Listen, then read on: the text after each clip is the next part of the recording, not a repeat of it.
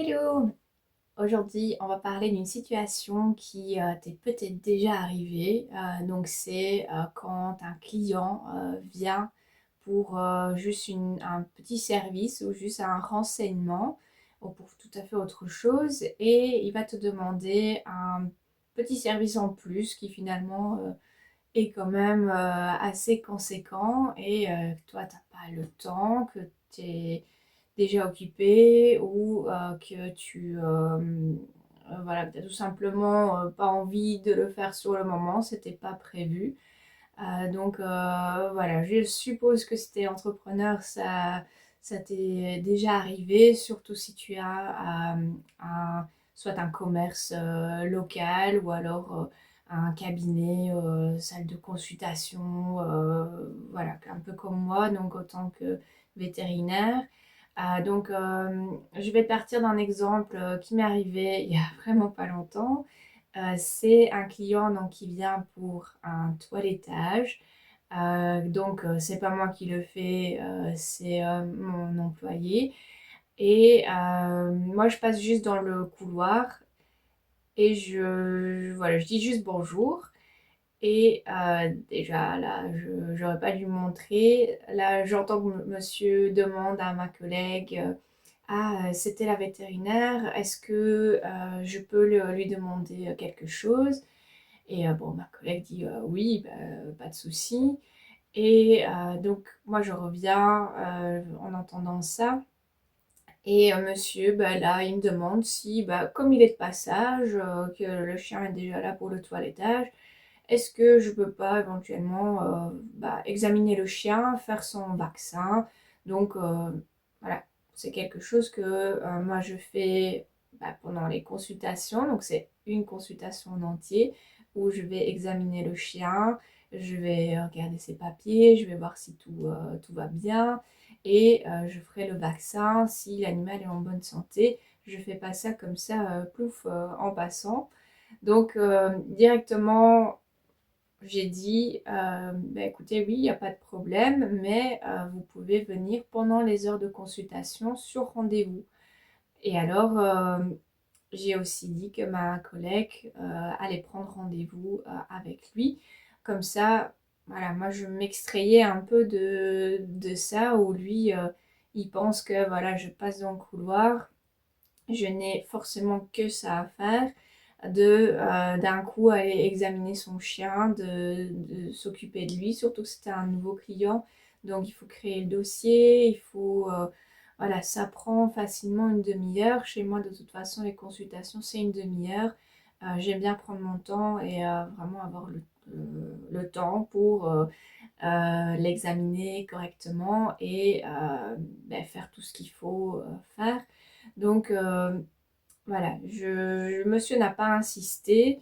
S'il aurait insisté, ben, je lui aurais expliqué, ben, écoutez, moi, je préfère prendre du temps vraiment pour vous. Je fais pas mon travail comme ça à la va-vite entre deux. En plus, c'était un jour où moi, je suis en congé, mais le salon de toilettage est ouvert.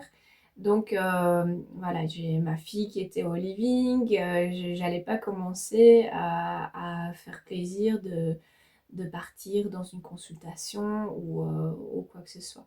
Donc j'allais lui expliquer que, écoutez, non, je fais pas ça en 5 minutes, on va faire les choses correctement, vous prenez rendez-vous et comme ça je m'occuperai de votre chien comme il faut et pas juste paf comme ça et au revoir. Donc ça, c'est quelque chose qui est assez compliqué à cadrer, surtout quand on commence. Moi, maintenant, voilà, ça fait 11 ans que je suis vétérinaire, que j'ai dû apprendre à gérer ce genre de situation. Il y en a encore qui me surprennent, il y en a encore que j'ai un peu de mal avec les réactions parce que, voilà, on s'y attend pas toujours. Donc, ce que, ce que je conseille dans ces situations-là, c'est d'essayer de voilà, encaisser et de se dire là, je réfléchis un petit peu.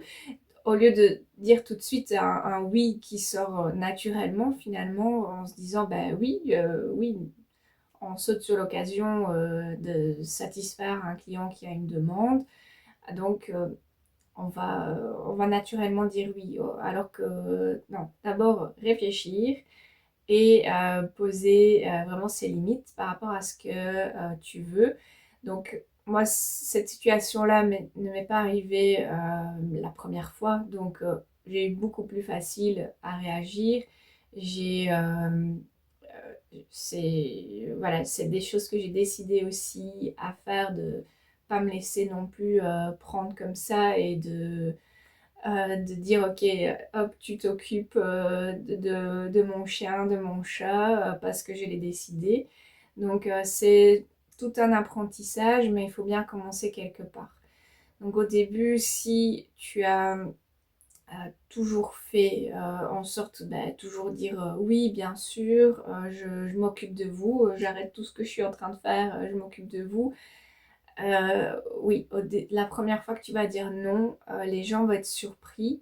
Et même comme ça, tu pourrais encore perdre des clients parce qu'ils vont se dire, ah, elle n'est pas sympathique, à chaque fois, elle fait ce qu'on lui demande, là, elle veut plus.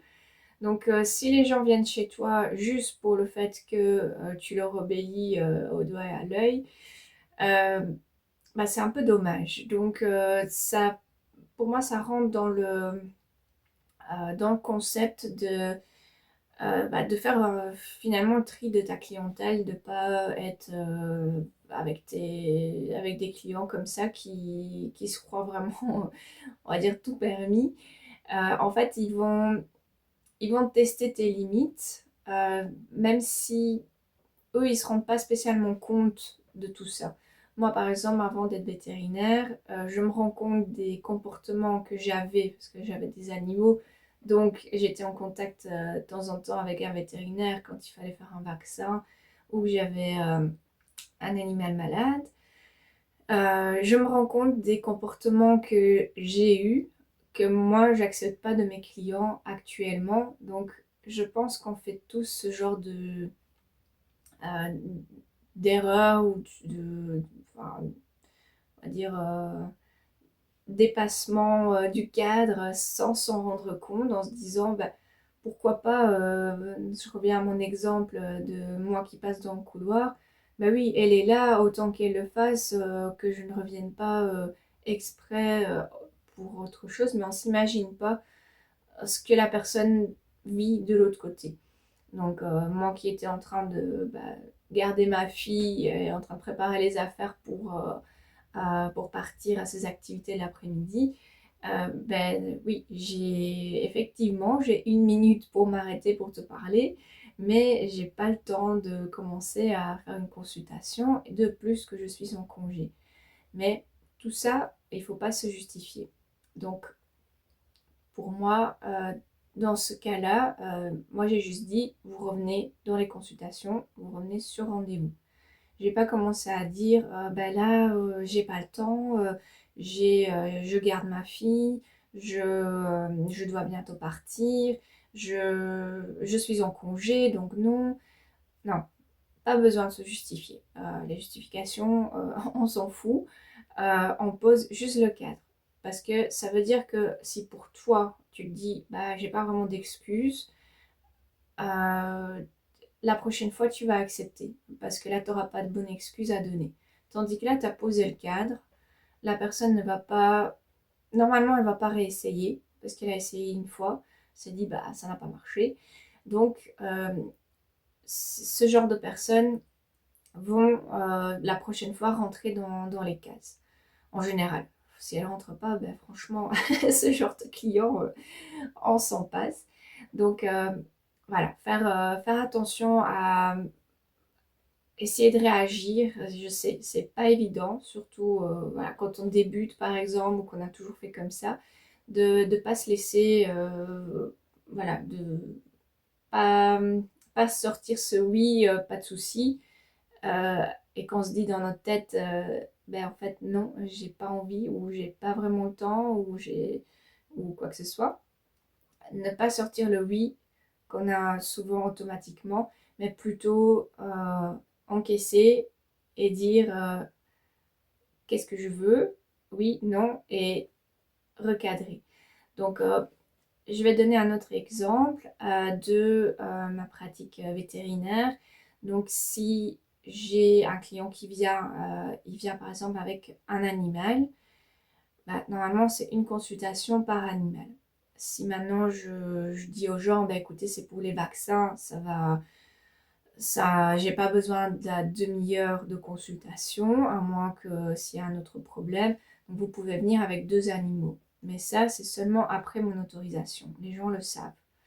Si j'ai quelqu'un qui se ramène avec un deuxième animal et que déjà pour le premier, c'est déjà quelque chose qu'il faut faire, je ne sais pas, une prise de sang, faire tout un diagnostic, que ça va déjà me prendre une demi-heure ou peut-être même plus, et qu'ils ont ramené un deuxième animal qui faut faire peut-être encore plus ou moins le même travail, ou même voilà, enfin, n'importe que l'animal ne va pas bien non plus. Et à ce moment-là, je vais dire, écoutez, non, moi, le rendez-vous est pour un animal, donc je vais pas commencer à faire vite, vite pour le premier, ne pas savoir, enfin, ne pas aller au fond des choses. Euh, Moi, je travaille pas comme ça. Donc, moi, j'aime bien voilà, se poser, voir ce qu'on fait, voir toutes vos questions, tout analyser, vous donner un traitement, avoir le temps de tout encoder dans l'ordinateur et pas commencer à courir, à faire n'importe quoi finalement, que vous devrez revenir parce que ben, j'ai pas su faire les choses à fond. Donc pour l'autre animal, à moins qu'il soit vraiment pas bien, mourant, voilà. Si c'est pour une bêtise ou pour, je ne sais pas, faire son vaccin, mais qu'il n'est pas non plus pas bien, je vais fixer un autre rendez-vous pour les gens. Ou alors ce que je vais faire, comme ils sont déjà là, je vais déjà bien leur dire que ça ne va pas. Et je vais dire que pour cette fois, ok, je veux bien, mais là on arrive à l'heure de la consultation suivante. Donc je vais les laisser patienter en salle d'attente. Ils ressortent, je prends ma consultation et je vais leur dire, ben là, dès que j'ai un trou, dès que, au lieu de mettre une demi-heure à ma consultation suivante ou celle d'après ou encore celle d'après, mais si j'ai un trou à un moment, je vais vous prendre, mais il faut plus faire ça la prochaine fois. Alors j'ai déjà eu des cas où j'ai des personnes qui se ramènent directement sans rendez-vous comme ça, alors que ils n'ont pas eu de rendez-vous, soit bah, que je suis pas occupée de consulter, donc voilà, je suis chez moi, donc je peux me reposer, je peux cuisiner, je peux faire plein de choses. Donc c'est pas parce que je suis chez moi que les gens peuvent venir sonner et dire ok, viens t'occuper de moi, arrête tout, je suis chez moi, je suis pas à ton service. Donc une fois que je passe du cabinet au privé, je ne suis plus vétérinaire. Donc voilà, faut vraiment savoir scinder ça. Donc s'il y a quelqu'un qui vient sonner, euh, moi ce que je fais si je vois quelqu'un sonner et que j'attends personne, maintenant j'ouvre plus la porte. C'est beaucoup plus simple, ça me permet à moi de bien mieux digérer les choses. Si la personne n'a pas essayé de m'appeler au téléphone et qu'elle se ramène comme ça, eh ben c'est porte close, tant pis. Moi je suis pas là pour de nouveau voilà, à leur service comme ça parce qu'ils ont décidé. Ce qui m'est déjà arrivé, c'est aussi bah, que la salle d'attente était ouverte pour les consultations. Et hop, je vois une personne sans rendez-vous qui vient. Ah bonjour, je viens pour un vaccin. Donc voilà, je me pointe comme ça. Donc là, à ce moment-là, pareil, je dis aux gens que moi, j'ai pas le temps de m'occuper d'eux correctement. Donc il faut hop, repartir Et soit je leur redonne rendez-vous pour qu'ils reviennent, ou je leur dis carrément, écoutez, vous prenez rendez-vous en ligne, j'ai pas le temps de gérer ça. Et en général, ce genre de personne se fâche parce qu'elle a cru qu'elle allait être prise tout de suite. Ce que j'ai déjà eu, ouais, c'est une personne qui est partie en presque claquant la porte, en me disant, ah ben je vais retourner chez mon vétérinaire d'avant. Ah bah oui, retourne-y seulement. Ça, il me faut pas. C'est ce genre de personne, voilà, je fais aucun geste pour essayer de les garder. Donc, pareil, fais, fais ça aussi, je te le conseille absolument. Donc, tout ce qui est pas urgent, d'office, il faut refixer un rendez-vous pour faire comprendre que toi, tu travailles correctement et que ton temps, il n'est pas extensible, que tu vas pas aller rogner sur le temps que tu accordes à d'autres personnes qui suivent. Voilà, la personne, elle a pris rendez-vous à l'heure, donc tu essaies d'être à l'heure. Et c'est pas parce que quelqu'un a décidé de venir s'intercaler ou te faire déborder de ton temps que là, tu dois absolument ben, satisfaire à cette demande. Donc, pour moi, ce qui est très important, c'est de passer en revue un petit peu toutes ces situations qui pourraient arriver. Et à la limite, tu te fais vraiment une sorte de liste avec les répliques que tu vas faire. Donc, vraiment te dire, ok, si ça arrive, parce que finalement, ces situations-là, on les connaît quasi toutes. Il faut juste les mettre par écrit ou dans ton ordinateur, tu relis de temps en temps et tu te prépares en fait, au lieu que la première fois quand ça t'arrive, tu saches pas quoi dire, ben, tu vas déjà avoir ta réponse prête, tu sauras, ça fera un petit tilt et tu diras, ok, j'ai décidé de ne pas céder à ce genre de demande. Hop, je riposte, entre guillemets, avec cette réponse-là. Et je ne me laisse pas prendre par les sentiments. Donc, toutes ces demandes-là que les gens disent, bah, ça va vous prendre que 2 minutes, vous ne pouvez pas le faire. Ah bah non, 2 minutes, déjà je ne travaille pas comme ça, et puis bah non, c'était pas prévu, donc désolé. Maintenant, il y a toujours le cas de clients avec qui tu peux bien t'entendre, avec qui voilà, l'entente est chouette, qui sont des bons clients, voilà, il n'y a jamais de problème de paiement, ils sont jamais en retard, ils te ramènent plein d'autres clients par bouche à oreille. Voilà, est-ce qu'on peut pas de temps en temps faire plaisir? Oui, peut-être, mais ça dépend à quel point. Si c'est effectivement un tout petit service qui va te prendre 2 minutes, qu'ils avaient effectivement rendez-vous et que tu vas déborder de 5 minutes à la consultation suivante, c'est pas encore dramatique. Par contre, si effectivement il commence à venir avec une deuxième demande qui va te prendre au lieu une consultation, ça va te prendre 2 consultations. Ben, là, non, là il faut recadrer, il faut expliquer, toujours gentiment, il n'y a pas besoin d'être agressif. Et justement, si c'est des bons clients, des clients sympas que tu as envie de garder, avec qui tu t'entends bien, ce genre de personne va comprendre. Pour moi, il n'y a pas, y a pas besoin qu'ils se fâchent déjà. Et je pense qu'ils ne vont pas se fâcher sur toi. Donc tu vas pas perdre tes clients, ce genre de clients en tout cas, qui, on va dire, vibrent avec toi, qui sont vraiment des clients bah, qui te correspondent. Tandis que oui, les clients qui abusent, qui vont gratter à qui on donne la main, qui prennent le bras, là, oui, ça peut coincer. Donc, à voir à ce moment-là ce que tu veux. Mais pour moi, c'est hyper important de faire un tri dans la clientèle. C'est sûr que en posant un cadre, on développe peut-être un peu moins vite sa clientèle. Mais la clientèle qu'on va développer, ça va vraiment être une clientèle solide, fidèle et avec qui tu auras plaisir à bosser.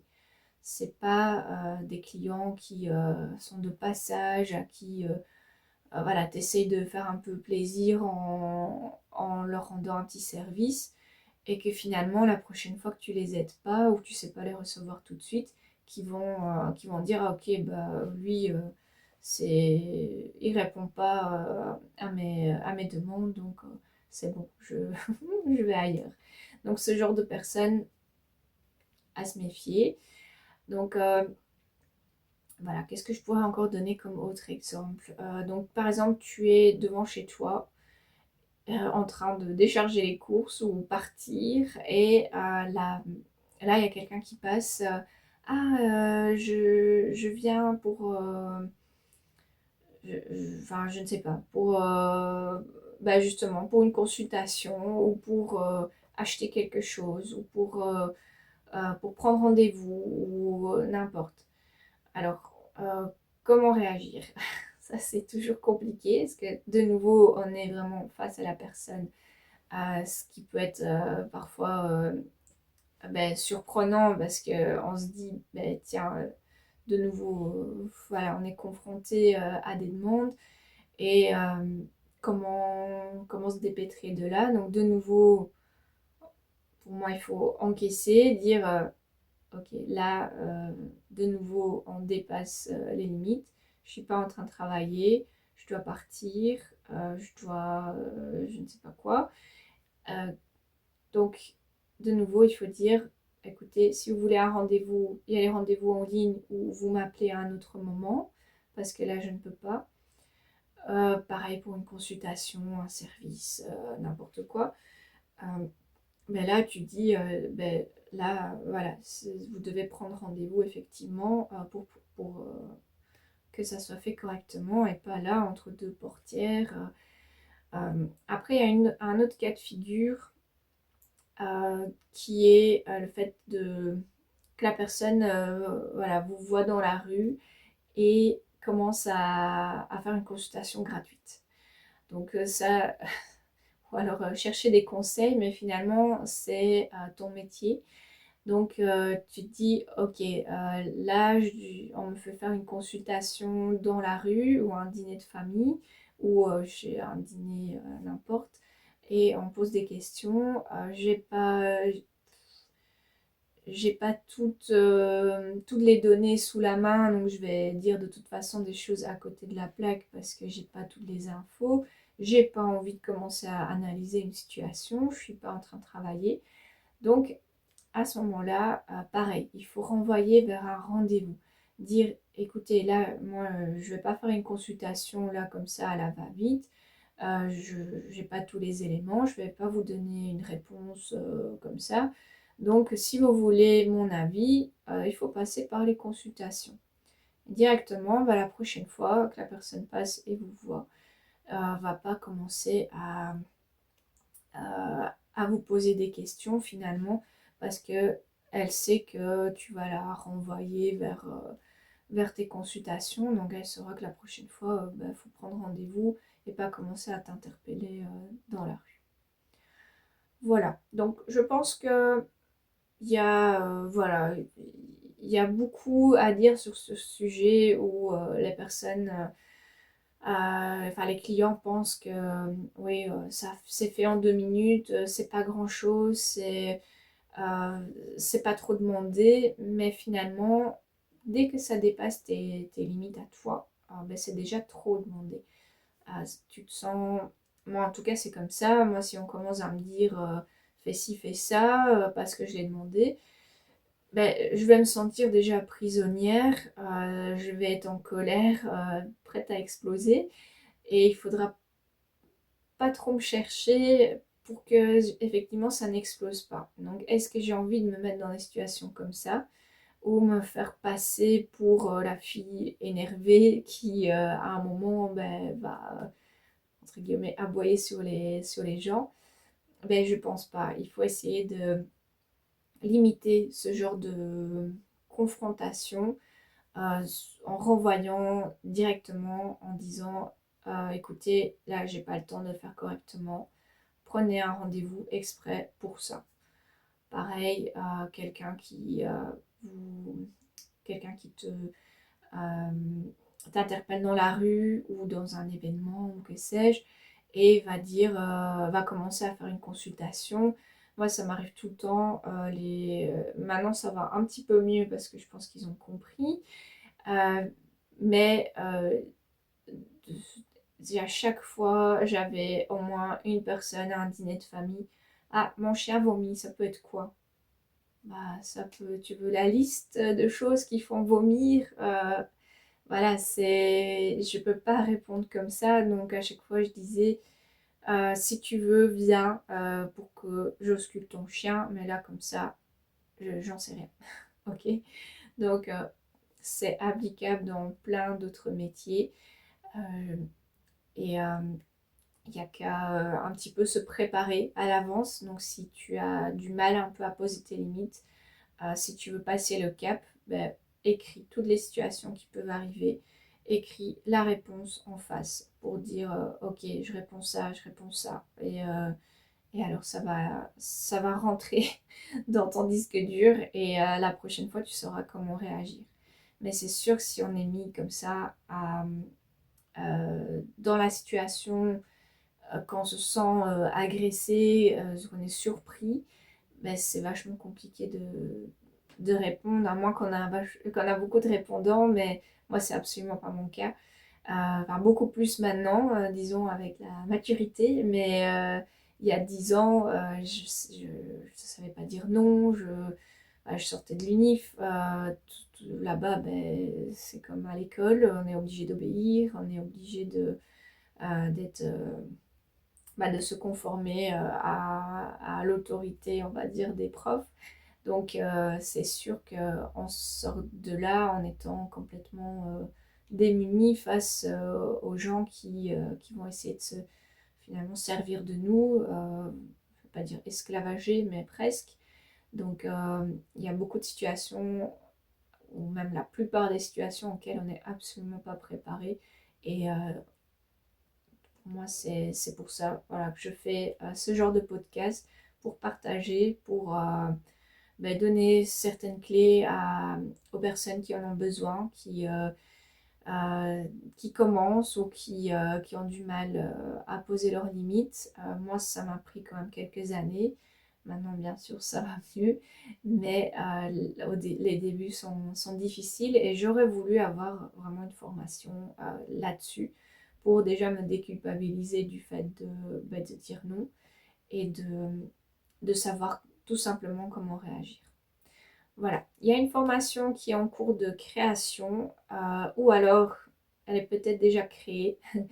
Euh, je ne sais pas exactement quand cette vidéo sortira par rapport à la sortie de la formation. En tout cas, début 2026, elle sera disponible.